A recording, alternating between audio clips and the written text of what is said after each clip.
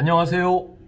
행정사의 미래는 밝다. 네, 박유봉 행정사입니다. 잘 지내셨나요? 어제 학생들이 수능 시험 본다고 굉장히 고생 많았습니다. 여러분들 마지막까지 유종의 미를 거두시고 논술 시험도 남아있기 때문에 여러분들 끝까지 노력을 해서 본인들이 희망하는 그러한 학교에 꼭 입학을 하셨으면 좋겠습니다. 오늘 이렇게 수능 시험을 본 청소년분들도 있고 성인분들도 계실 텐데 청소년 여러분들한테 제가 좀 당부하고 싶은 이야기가 있어서 유튜브로 올리게 되었어요. 여러분들은 아직까지 청소년 보호법이라는 법에서 만 19세가 되지 않았기 때문에 여러분들이 혹시라도 업소에 가거나 또는 식당에 가서 술을 주문하거나 또는 편의점에서 담배를 구매하는 행위는 위법행위입니다. 즉 여러분들이 위법행위가 아니고 그걸 판매했던 업주들이 위법행위로 적발이 되고, 또 아직은 나이가 어리다 보니까 이런 술을 먹다 보면 좀 과해지면 친구들끼리 또 이렇게 다투게 되죠. 그렇게 다투게 되면서 또 서로 간에 이렇게 경찰에 고발을 하고 신고하는 그러한 사례가 많이 있습니다. 그렇게 되면 여러분들이 피해를 입는 게 아니고요, 멀쩡하게 영업을 하시는 업주들이 큰 피해를 입습니다. 영업정지 3개월 또는 영업정지 1개월 이렇게 큰 영업정지를 받게 되면은 여러분들 술을 제공한 업소의 종업원은요,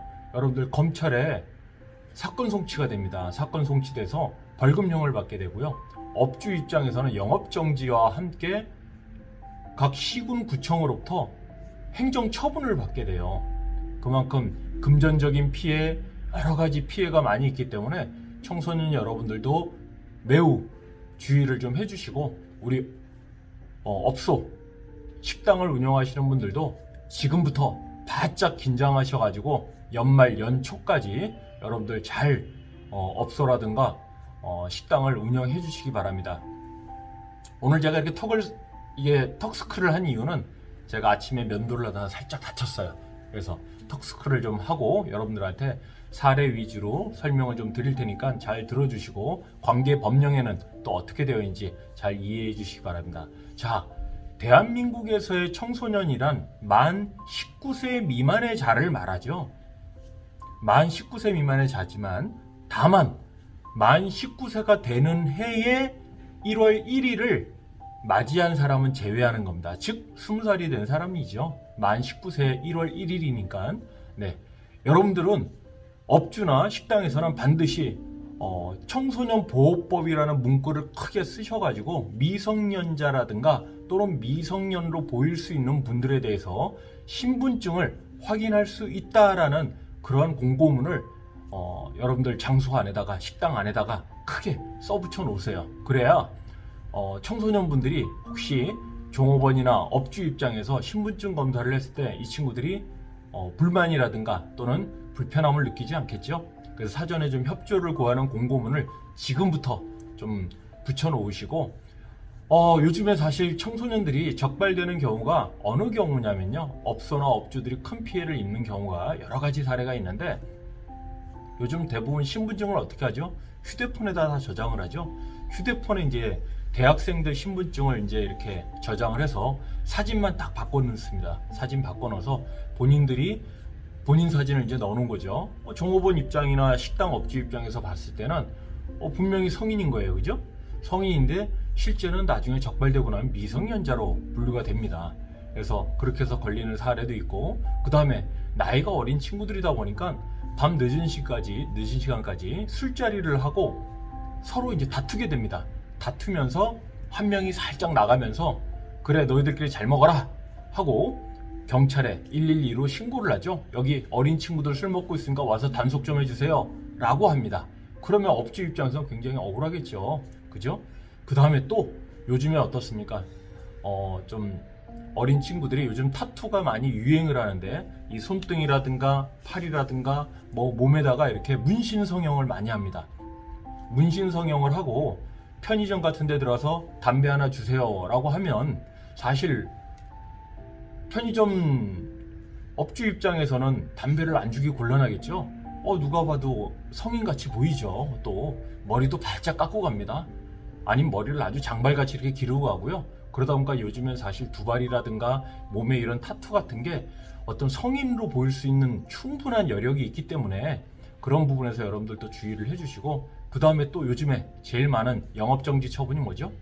청소년 보호법 위반을 악용을 해가지고 주변 경쟁업소에서 청소년들을 보내가지고 신고를 하는 그러한 사례도 있습니다.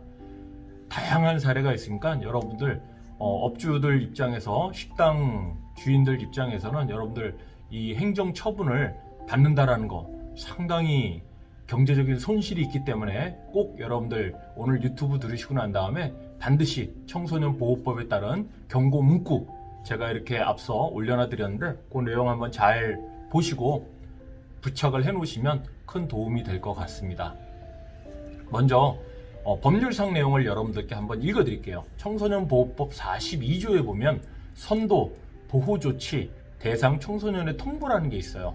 1항에 보면 법 제50조 1항에 따라 여성가족부 장관, 시장, 군수, 구청장 및 관할 경찰서장이 법 위반 사실을 친권자 등에게 통보하여야 하는 청소년은 다음 각호와 같다라고 해서 1, 2가 있는데요. 1은 청소년 유해업소의 업주 또는 종사자 등 법 준수 의무자를 강박하는 방법으로 위반 행위에 원인을 제공한 청소년이 될 수 있고요. 2. 신분증을 위조, 변조 등의 방법으로 나이를 속이는 등 적극적인 방법으로 위반 행위에 원인을 제공하는 청소년들이 있습니다. 이거에 따라서 여성가족부 장관, 시장, 군수, 구청장 및 관할 경찰서장은 법에 따라서 선도, 보호 조치가 필요하다고 인정되는 청소년에 결정하는 경우 청소년 지도자라든가 청소년 상담가, 의사, 변호사 등 청소년 관련 전문가의 의견을 듣고 추진을 할 수가 있고요. 또는 청소년을 친권자 등이나 소속 학교의 장 등에게 다음 각호의 사항을 좀 이렇게 포함하는 경우도 있습니다. 뭐냐면 통보 대상 청소년의 성명, 주소와 전화번호, 통보 대상 청소년이 법 위반 행위의 원인을 제공한 사실을 증명할 수 있는 사항, 선도 보호 조치 대상 청소년의 경우에도 선도 보호 조치가 필요하다고 인정된 사실에 대해서 포함을 하게 되고요. 청소년 보호법 위반도 따르지만 식품위생법 제44조에는 업소라든가 업주가 포함이 됩니다. 즉 44조는 영업자 등의 준수사항인데요. 1항에 보면 제36조 제1항 각 호의 영업을 하는 자중 대통령령으로 정하는 영업자와 그 종업원은 영업의 위생관리와 질서 유지, 국민의 보건 위생 증진을 위하여 영업의 종류에 따라 다음 각호에 해당하는 사항을 지켜야 한다라고 되어 있고요. 식품 적객업자는 청소년 보호법에 따른 청소년에게 다음 각호의 어느 하나에 해당하는 행위를 하여선 아니 된다라고 되어 있습니다. 뭐냐? 먼저 1번 청소년을 유흥 접객원으로 고용을 해서 유흥 행위를 하게 하는 행위, 위반 행위죠. 두 번째, 청소년 보호법에 따른 청소년 출입, 고용 금지 업소에 청소년을 출입을 시키거나 고용시키는 행위, 당연히 금지사항이죠. 세 번째, 청소년 보호법에 따른 청소년 고용 금지 업소에 청소년을 고용하는 행위. 4. 청소년에게 주류를 제공하는 행위 또는 청소년에게 위해 약물, 담배도 해당이 되는 겁니다. 제공하는 행위 다 여러분들 포함이 된다는 거 꼭 주지해 주시고요. 제가 한 가지 더 말씀을 드린다면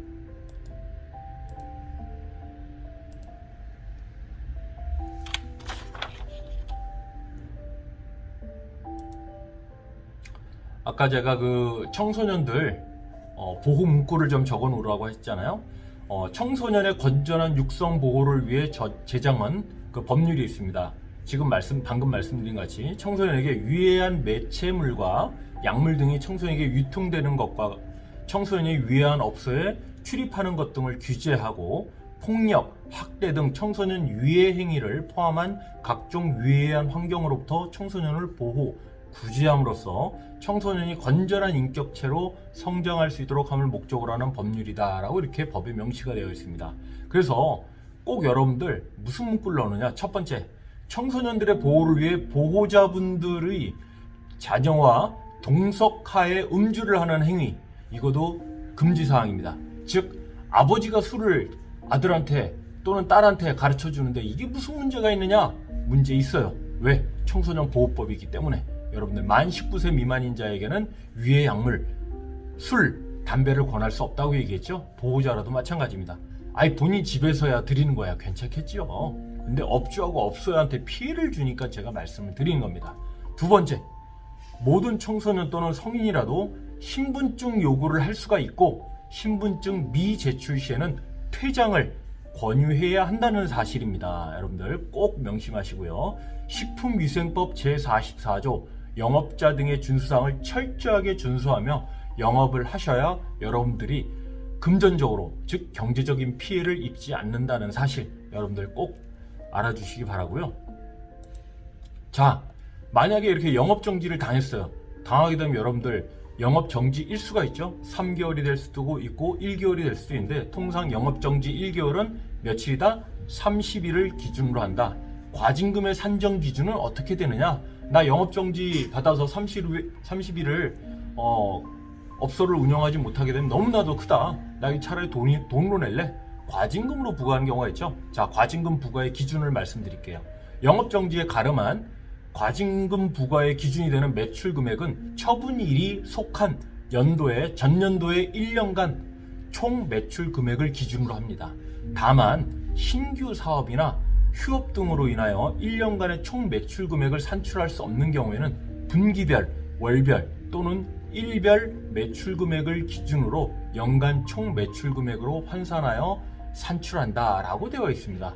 즉 여러분들 쉽게 생각하면 전년도 내가 매출액의 전체 매출액의 12분의 1이 1개월치 매출 과징금 금액이다라고 생각하시면 여러분들 쉬울 것 같아요.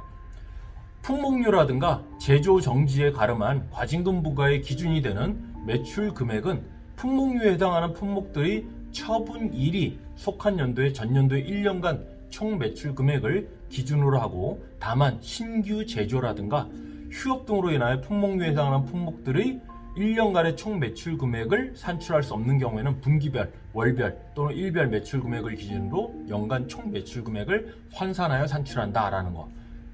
동일한 내용인데요. 여러분들 꼭 이 점 명심해 주시기 바랍니다. 네, 정말 11월 중순이고 또 연말, 연초가 다가옵니다.